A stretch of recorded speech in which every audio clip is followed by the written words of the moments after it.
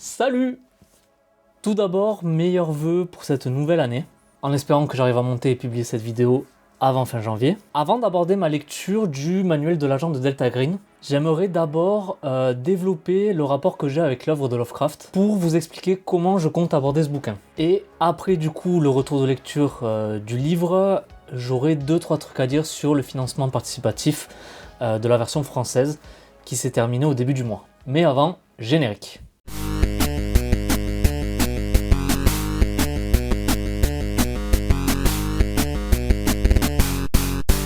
Je ne suis pas fan du mythe de Lovecraft. C'est pas que je n'aime pas, mais juste je n'ai jamais accroché à ces textes.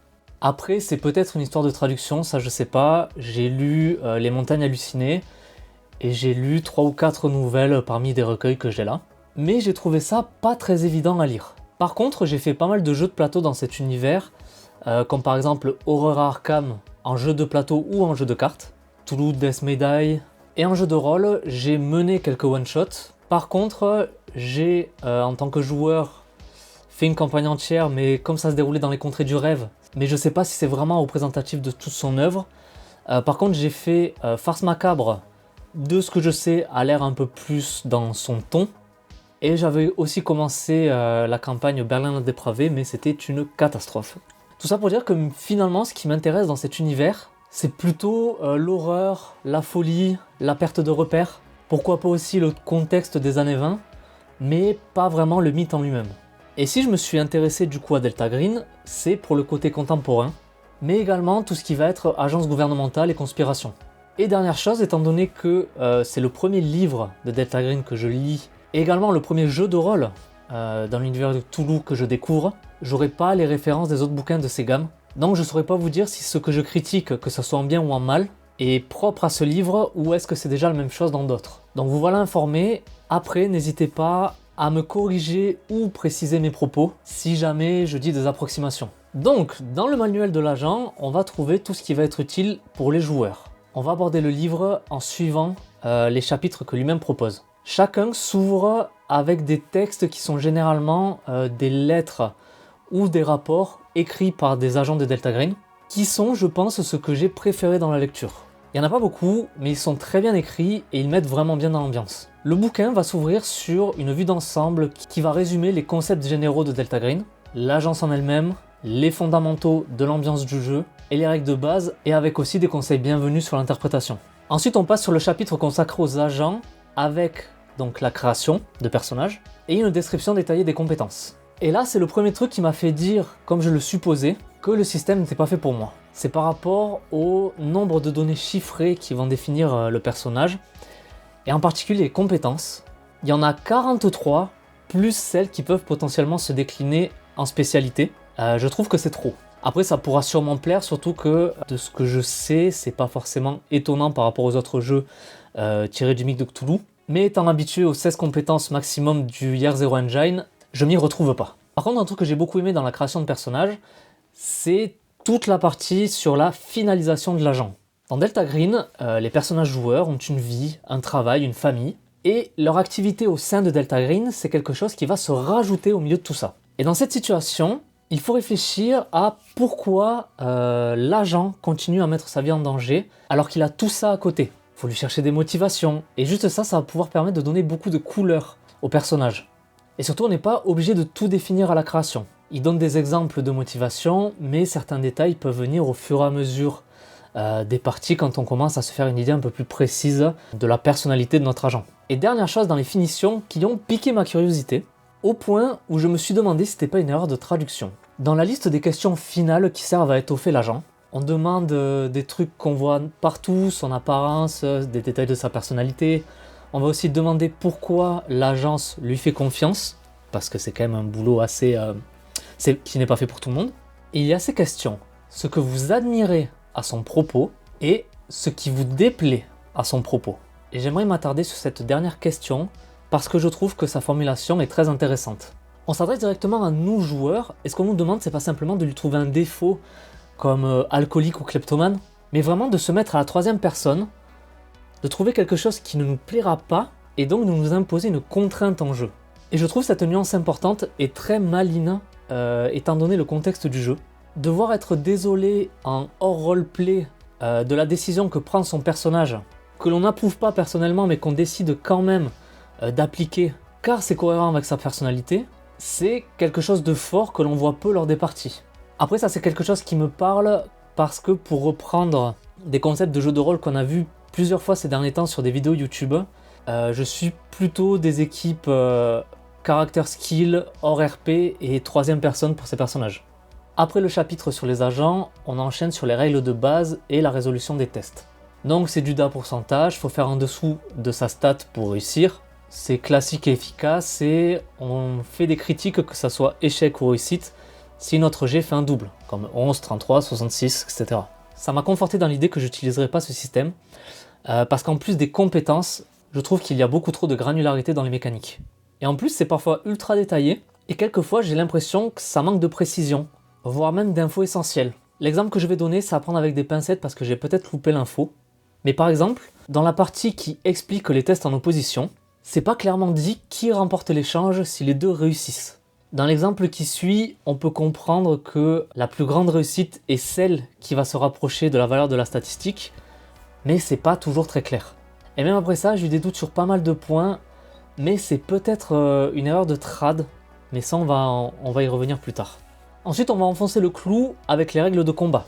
Alors que pourtant, les PJ ont une seule action par tour, mais les actions dépendent de tellement de facteurs et vont jouer sur autant de choses, les couvertures, les jets de défense par exemple, que j'ai du mal à me projeter et à imaginer des combats fluides. Mais encore une fois, ça reste une question de goût, je dis pas que c'est bien ou mal, juste que ça correspond pas à ma manière de jouer. Il y a une mécanique dans les combats que je trouve très intéressante mais pas assez bien exploitée à mon goût, c'est la valeur de létalité des armes. Certaines armes, au lieu d'avoir des dégâts classiques avec un certain type de jet à lancer pour savoir combien on inflige, ont un pourcentage de létalité.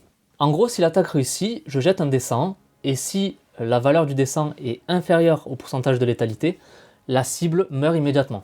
Et si c'est au-dessus, on va additionner les 2 dés comme si c'était 2 dés 10, et ça va nous donner les dégâts qu'on fait à la cible. Alors c'est une bonne idée, mais c'est vrai que pour résoudre un tir, il faut faire un jet d'attaque, le comparer à son score, faire un jet de létalité, le comparer au score de létalité, et si c'est au-dessus, faire le calcul pour déterminer les dégâts qu'on inflige au personnage. Je trouve ça trop. Alors bien sûr, je force le trait, en partie je pense que c'est clairement pas aussi long, mais je pense que sur un échange de tir, une fusillade, ça commence à prendre un petit peu de place dans la partie. Toujours pour faire la comparaison avec la plupart des systèmes du Gears of War Engine, où en un seul jet, on sait si c'est réussi et les dégâts. Et ça, clairement, c'est une habitude que j'ai prise et qui est tellement confortable à table que j'ai du mal à m'imaginer faire autrement. Et après, évidemment, on va retrouver les règles de maladie, de poison et tout ce qui peut infliger des dommages aux agents. Chapitre suivant, la santé mentale. Chapitre qui, même s'il a des règles assez touffues, est très intéressant à lire. Il y a 3 types de traumatismes qui peuvent infliger des pertes de santé mentale. On va retrouver la violence, on va retrouver l'impuissance et on va retrouver l'inconcevable. Avec à chaque fois des listes d'exemples dans chaque groupe avec l'impact en santé mentale que l'agent va subir s'il est confronté à ça. On a aussi des folies et des troubles que pourrait subir un agent si une trop grosse perte de santé mentale lui fait passer sous son seuil de rupture, je crois. On trouve aussi des règles très intéressantes comme celle qui explique comment l'agent va devenir de plus en plus résistant face à ces traumatismes, et aussi celle qui dit qu'il peut projeter ses pertes de santé mentale sur ses attaches. Et cette dernière mécanique apporte beaucoup à la fiction. En termes de jeu, ça pourrait donner un agent qui arrive à encaisser tout ce qu'il a vu en mission, mais le problème c'est que ça va l'éloigner volontairement ou non de ses proches. Alors on peut dire volontairement si c'est un isolement voulu pour éviter de mettre ses proches en danger, ou alors c'est parce qu'il sinon il ne se rend pas compte qu'il est en train de sombrer, d'être obsédé par ce qu'il a vu. Il a l'impression que ça va, mais du coup il ne se rend pas compte qu'il devient asocial, et du coup les gens se désintéressent de lui. C'est très intéressant malgré une grosse couche de règles encore une fois, mais ici ça m'a moins dérangé. Nouveau chapitre, vie quotidienne, que personnellement j'ai trouvé brillant, parce que déjà c'est quelque chose que j'aime beaucoup dans les jeux de rôle. Voir ce que chaque personnage fait entre deux missions quand il n'est pas accompagné du groupe, c'est quelque chose que j'adore. Et dans Delta Green, sans être imposées, elles sont indispensables. Parce que déjà, on ressort pas indemne d'une mission de Delta Green. On a vu des horreurs, on a été blessé, et ces scènes-là vont vous permettre de vous soigner, de récupérer psychologiquement, de se ressourcer, ou même de s'entraîner pour améliorer ses compétences. Sauf que c'est pas des choses qui vont durer une scène à la table et une soirée dans la fiction. C'est des rendez-vous psy qui vont prendre peut-être plusieurs mois. Parce que les agents de Delta Green, ils enchaînent pas mission sur mission, bien sûr. Ça pourra être une convalescence de récupérer d'un bras cassé, ce genre de choses, ou même un entraînement. Et du coup, sauf si la pause est vraiment longue, ces scènes de vie quotidienne qu'on va décrire, et qui du coup vont avoir un impact mécanique, on ne peut en faire qu'une. Et quand je dis qu'avec ces scènes, on peut améliorer ses compétences, ce que je dis c'est que c'est le seul moyen d'améliorer ses compétences. Il n'y a pas de point d'XP comme on retrouve habituellement, et donc si on veut faire progresser son personnage, il repartira en mission dans le même état qu'il a quitté la précédente. Et je trouve ça cool que ce simple choix de scène de vie quotidienne va pouvoir avoir un impact sur la suite et faire regretter peut-être le fait d'absolument avoir voulu faire progresser son personnage alors qu'il était mal en point. Et j'imagine bien avoir une gestion du rythme totalement différente dans ces scènes. Par exemple, jouer les missions autour de la table tous ensemble et avoir ces scènes de vie quotidienne, par exemple sur des canaux textuels sur Discord ou autre, où tout le monde peut les voir, mais il y a juste l'agent, le joueur de l'agent et le gardien qui peuvent intervenir sur ces scènes.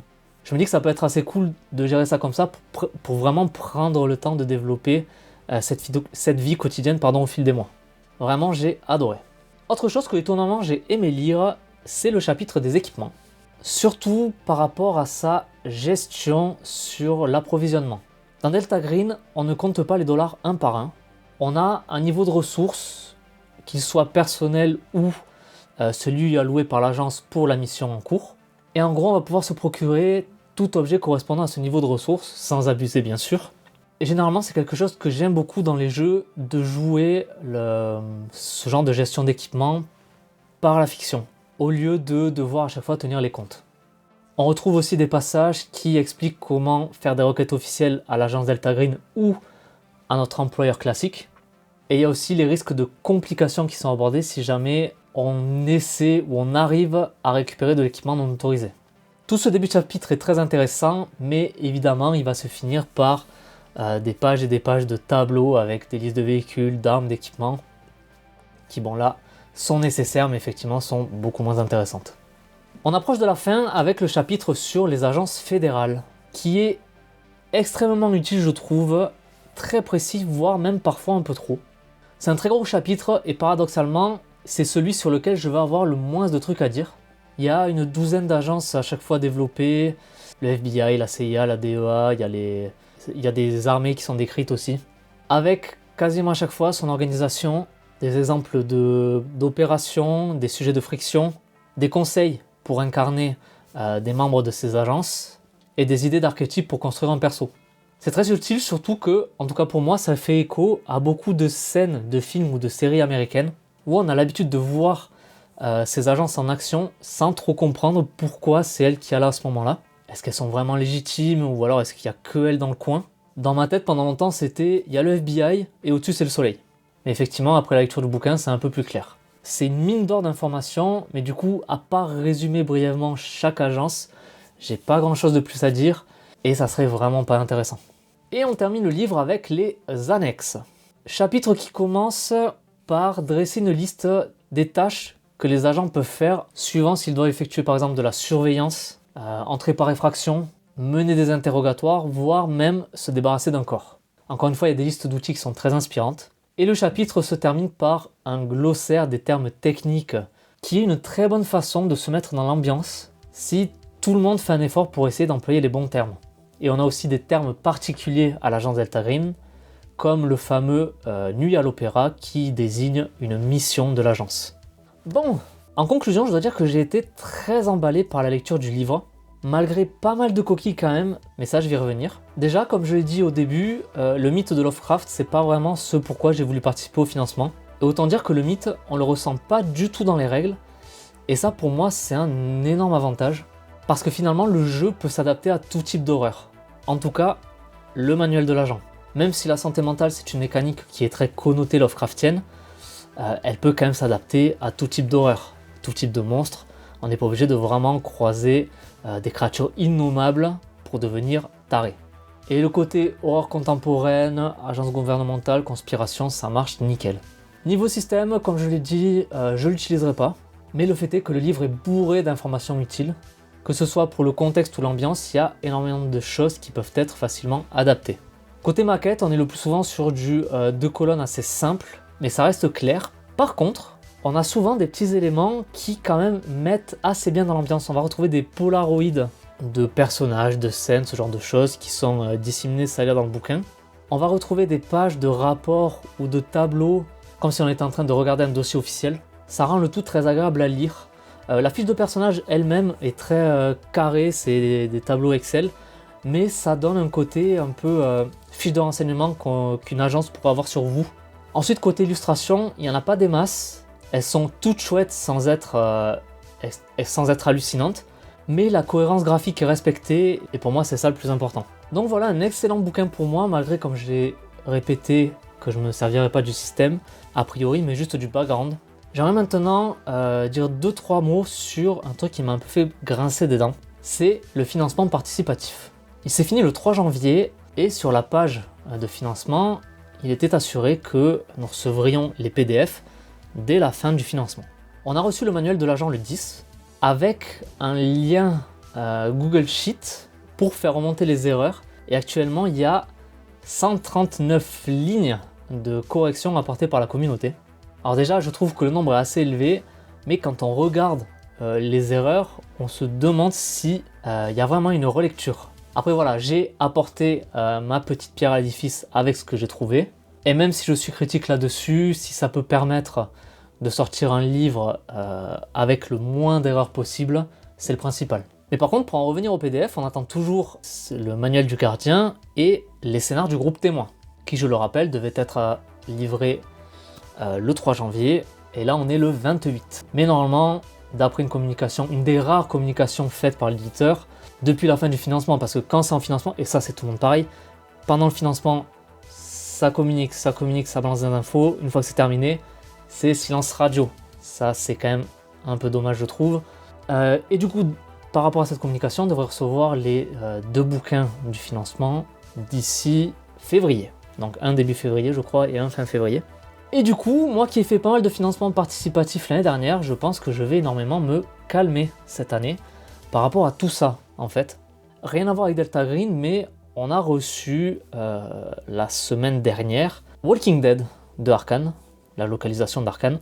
Walking Dead qu'on a reçu en 2 fois. Un premier colis avec les boîtes et le livre de base, je crois l'écran pour ceux qui l'ont pris, dans un carton bien emballé, et comme il y a eu une erreur sur un fichier, d'après ce qu'ils ont dit chez eux, on a reçu les contreparties débloquées tout au long de la campagne à part. Et du coup, dans une enveloppe beaucoup moins protégée. Ce qui fait que mes fiches d'archétype, comme beaucoup de monde, sont arrivées abîmées. Donc ça, c'est une chose, mais moi, surtout, ce qui me dérange dans le financement de Walking Dead, c'est qu'on a toujours les PDF bêta qu'on a reçus au tout début. C'est-à-dire, entre-temps, il y a eu des corrections qui ont été apportées qui sont présentes sur les livrets de la boîte et le bouquin de base, et encore pas toutes. Par contre, on a toujours les premiers PDF avec des mots non traduits, des lignes inversées dans des tableaux. C'est, pour moi, je trouve pas normal. J'ai envoyé 2 messages sur la page de financement participatif, je n'ai reçu aucun retour. Donc Arcane, s'il vous plaît, est-ce que vous voulez bien mettre les PDF à jour sur Game On Tabletop? Merci. Donc voilà, je recevrai sûrement, je pense, un retour de lecture sur le manuel du gardien et sur Groupe Témoin, donc le recueil de scénar, lorsque je recevrai les PDF. J'ai reçu également, et ça j'ai hâte de le lire, le manuel du maître de jeu et le bestiaire de Symbaroum, 5e édition.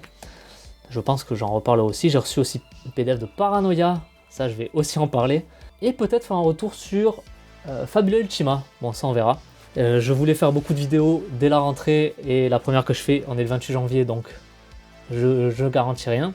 Mais bon, j'espère que cette vidéo sera utile. Pensez à mettre un j'aime si ça vous a plu, à commenter si vous avez des trucs à dire, et à vous abonner si ce n'est pas fait. Je vous souhaite encore une fois une excellente année. C'était Cyril. Tchuss!